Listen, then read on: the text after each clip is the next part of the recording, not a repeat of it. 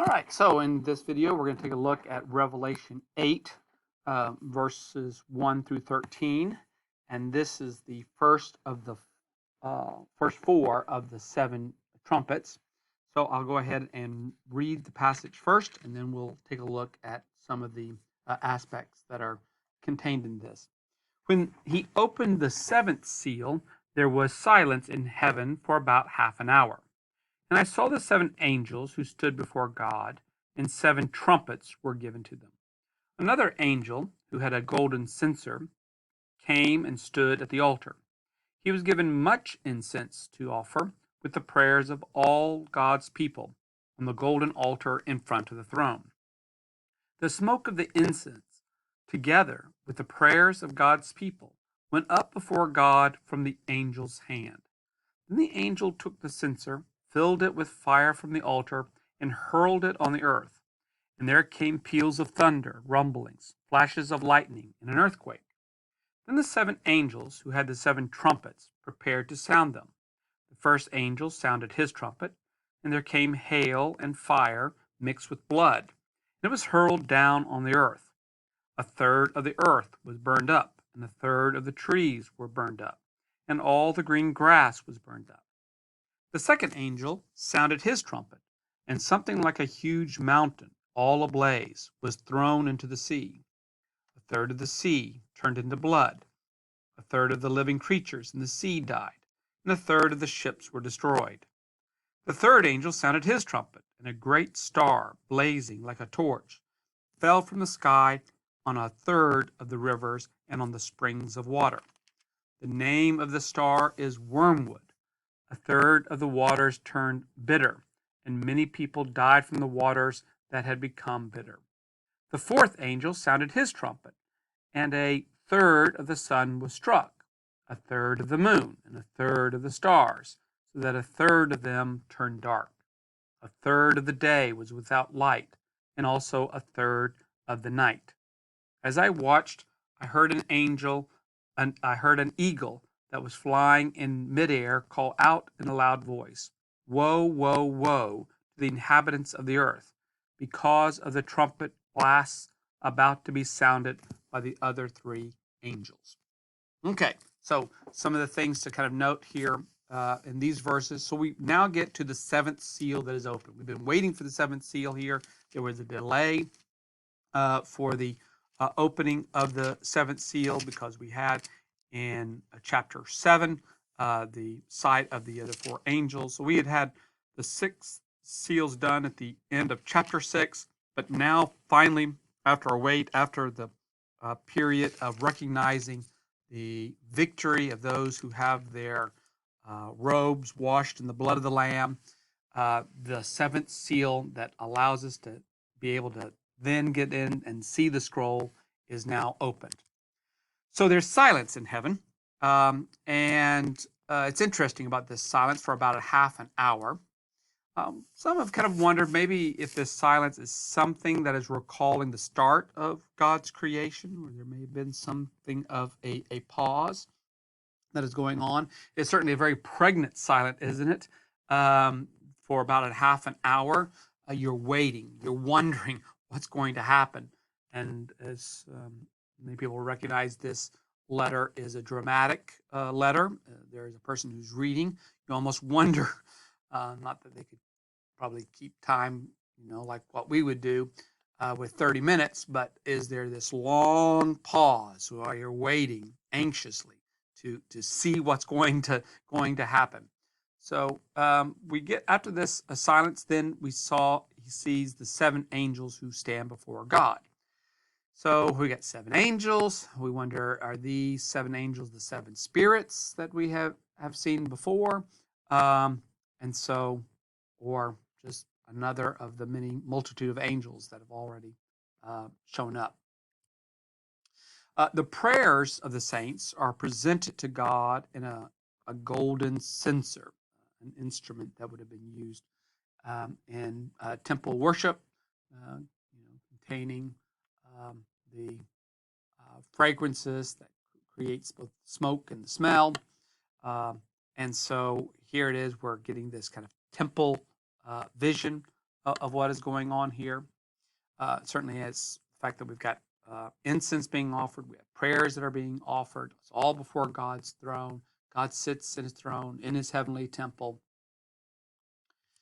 The censer then is filled with fire, and then it is cast down to the earth. So that's quite interesting, where you have um, all of this kind of together, this casting down to the earth, that's then going to be followed with the thunder, the rumbling. It's as if um, God's now going to respond to the prayers of God's people who have been asking, how long until God's justice is going to be seen. Well, now with these other kind of uh, aspects of theophany, the thunder, the rumbling, the lightning, the earthquake, we get something of God's now going to act. So now people should, perk up their ears. Now here comes the climactic event that is supposed to take place. The first four trumpets then are blown. So just when you think, okay, now we're going to see, we've got another delay that is coming on. Now it's a delay that has to go with trumpets. So we are waiting through these seals to be broken, and now another delay is going to happen with trumpets that are being blasted. Of course, trumpets here will have a background in several things in the Old Testament. One of the influences some scholars might think is at work here is the book of Ezekiel 33, verses 2 through 6. But of course, trumpets are associated with a cry of battle um, or a triumphal entry. So we have these trumpets. The first is followed by a partial destruction of the earth and a complete destruction of grass. So if you got all of the grass is burned up, well, what are animals supposed to eat? That seems to be pretty devastating when there's no more grass. But a partial of it is destroyed. And second is followed by a great mountain that is thrown into the sea and destroys a third. So we might wonder which mountain is being referred to here, what's being seen. Um, are we thinking something having to do with Mount Zion as the great mountain? Is this mountain having to do something with Rome? Or what's being represented by this great mountain? Does a great mountain represent a government? It's going to be thrown into the sea. Does it represent a power, a demonic power that is at work? So something is happening here with this great mountain, this huge mountain that is being judged. But once again, we're seeing judgment come upon it. The third is followed by a fallen star, so wormwood, which is quite interesting. This being named wormwood, this kind of bitterness that was used, and so because of its bitterness and maybe affecting the waters, people are going to end up dying because the wormwood has affected the fresh water. And then we have fourth, a partial destruction of the heavens. So this third of the sun, third of the moon, third of the stars. So you're only getting partial light both during the day and partial light during the night. So we end up having a great deal of devastation that is upon the earth. But it's not all the earth that is destroyed. Only a portion of it is. So we now then notice at the end of Revelation 8 is this eagle. Of course, an eagle is an animal that is used in lots of different kinds of symbolisms that are about. Here, whether or not this eagle might just be the great bird of the heavens. So this eagle then is going to make this woe announcements, and woe is a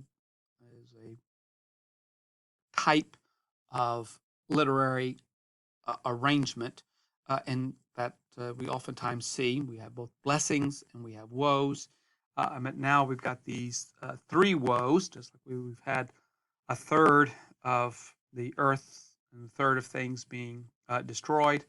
We now have three woes that are going to act as an interlude for the rest of the rest of the text. So we'll leave it with that, and those hit some of the points of Revelation chapter 8, the content of it.